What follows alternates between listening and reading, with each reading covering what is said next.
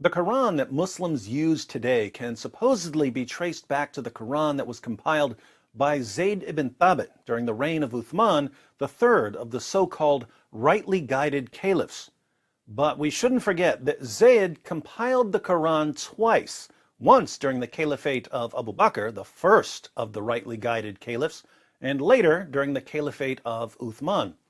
Interestingly, the two editions of the Quran compiled by Zayd ibn Thabit were not the same. They didn't have the same number of words. They didn't even have the same number of verses. Clearly, if the same man couldn't collect the same Quran twice, the perfectly preserved Quran is about as miraculous as this perfectly preserved human being. We're going to look at an example of how Zayd's first edition of the Quran was different from his second edition of the Quran. But before we go to the hadith, let's listen to Sheikh Yasser Qadhi as he explains the historical background. In fact, what happened was, after the death of the Prophet Muhammad, peace be upon him, the Quran was compiled within 2 years after his death. And so the official compilation took place when every single one of the major companions of the Prophet, peace be upon him, were still alive. Abu Bakr convinced Zayd ibn Thabit to collect the Quran after much of the Quran was lost due to Muslims dying in battle.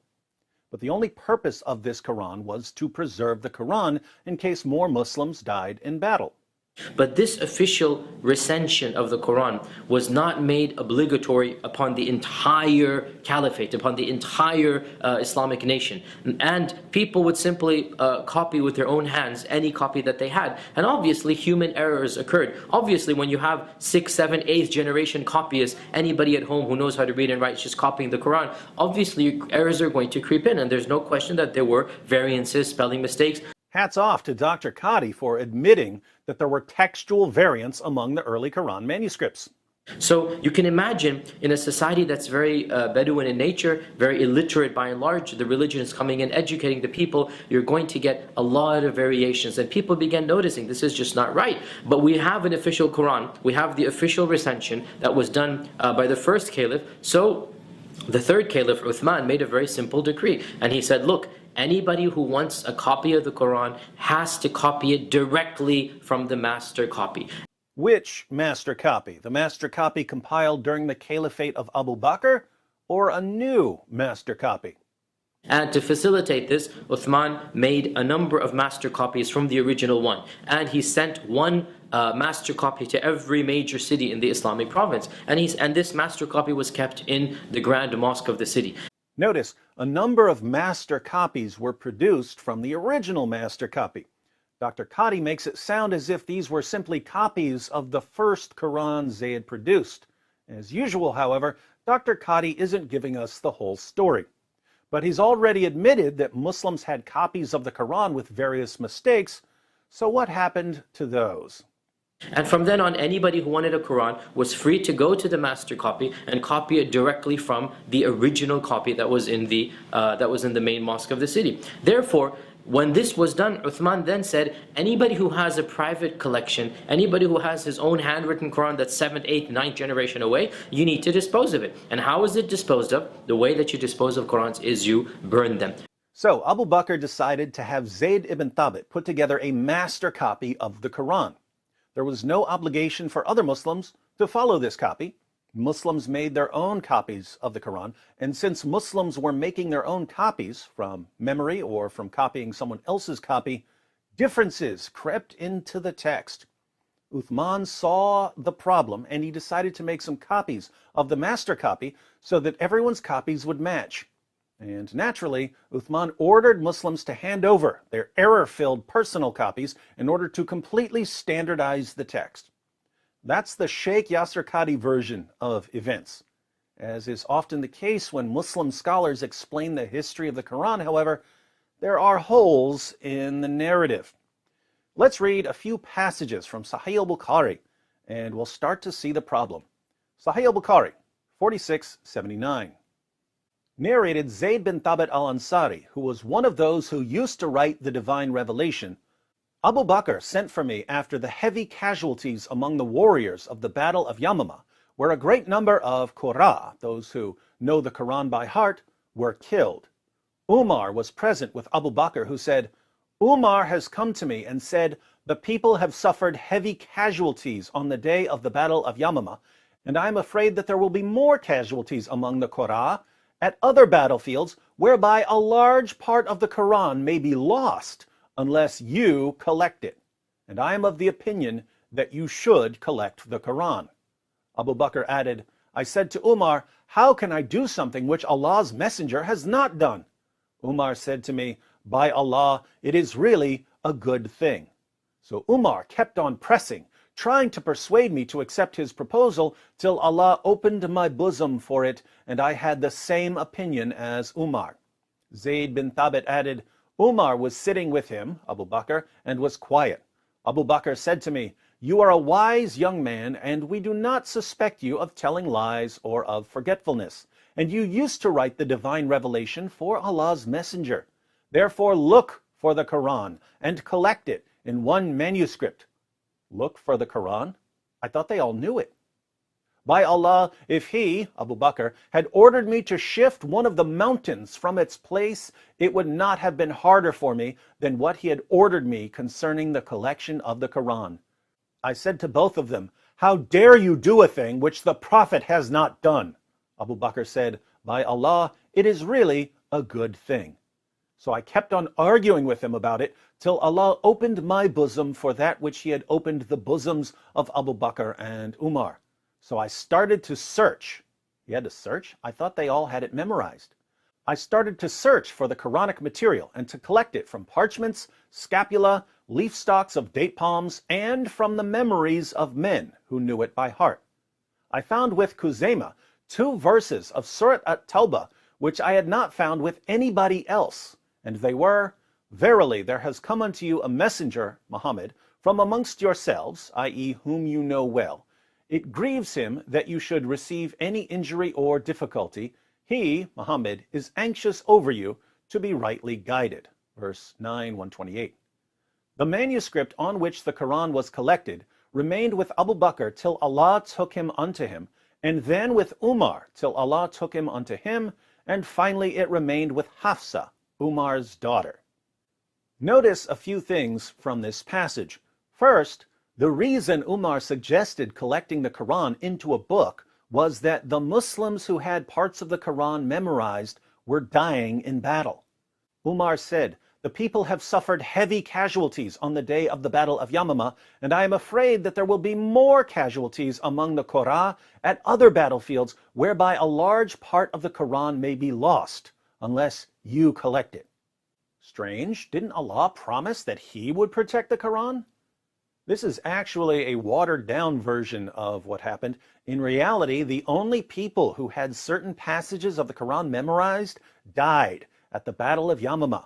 We read in Ibn Abi Dawud's Kitab al-Masahif, many of the passages of the Quran that were sent down were known by those who died on the day of Yamama, but they were not known by those who survived them, nor were they written down, nor had Abu Bakr, Umar, or Uthman by that time collected the Quran, nor were they found with even one person after them.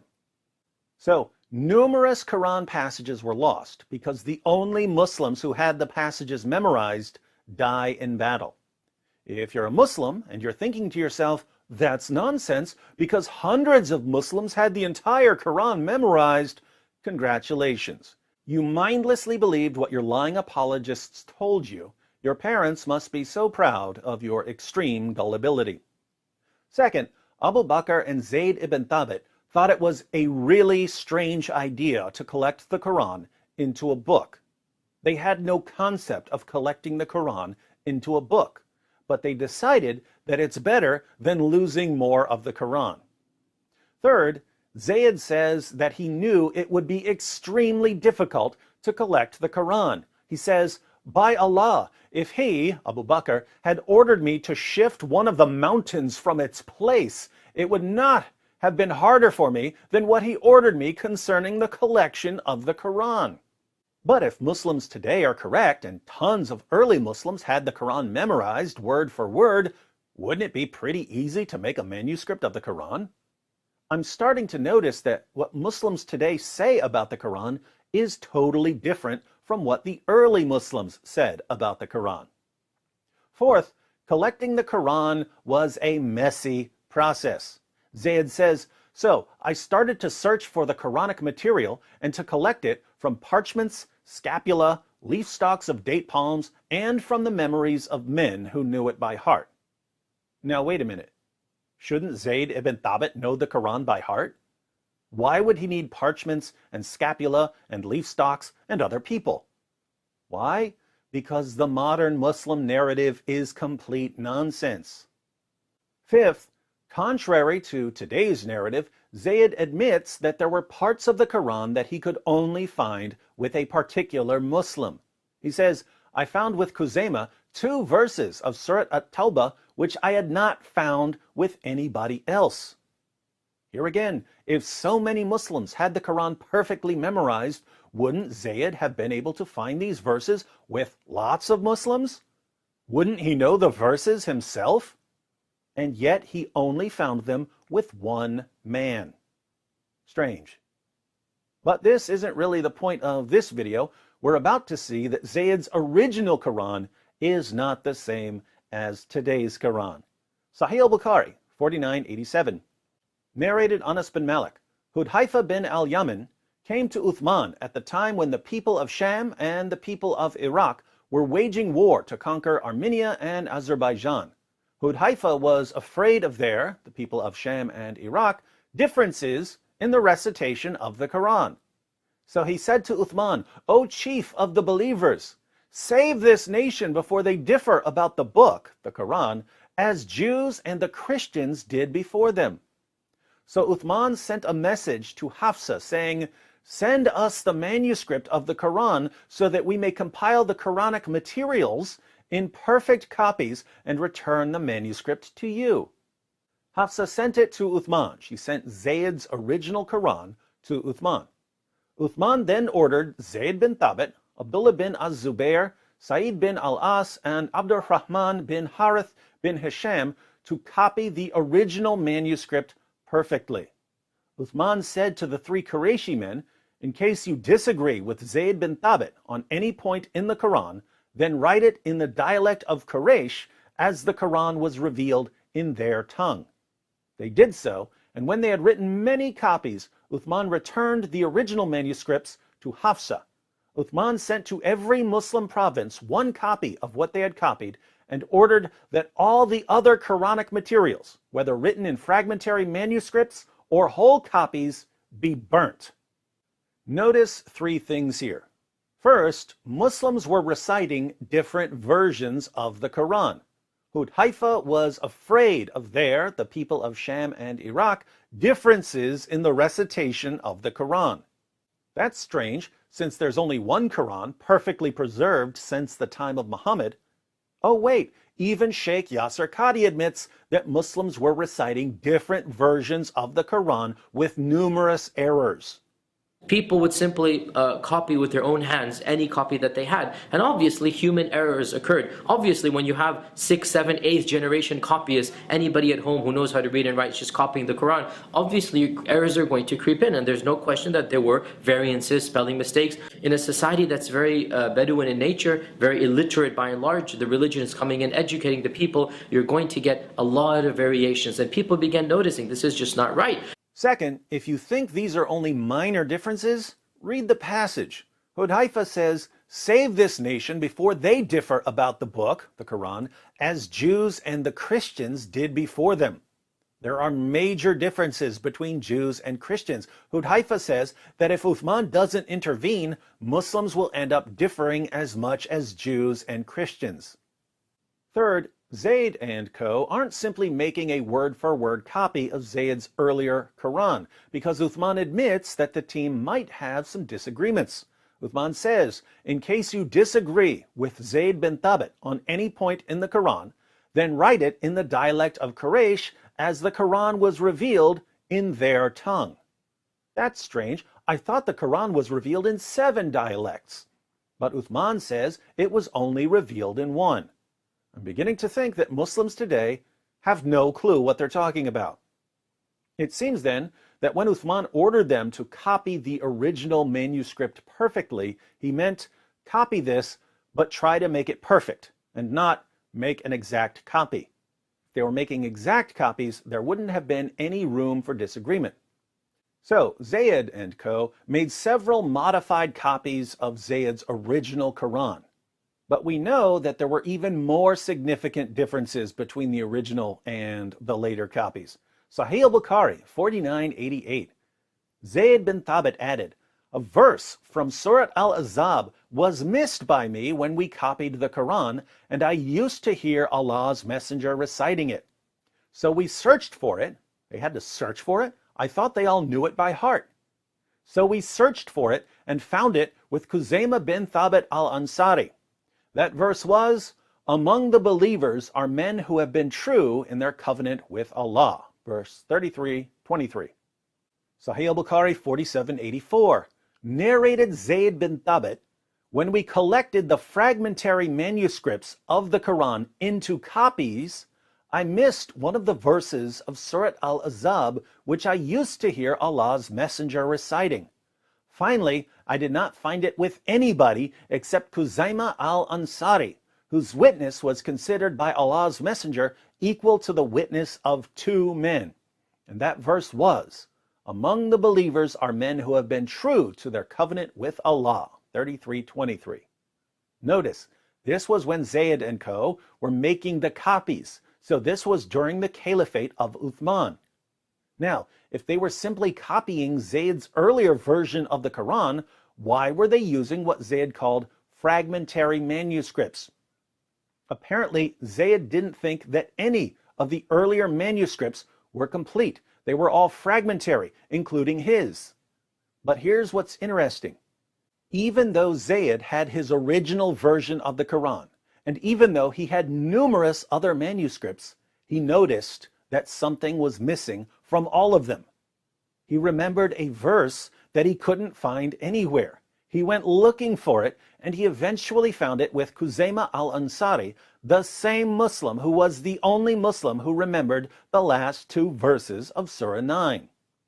Here again, I thought that there were hundreds of Muslims who had memorized the entire Quran, word for word. And yet, there were verses that no one except Khuzaymah could remember.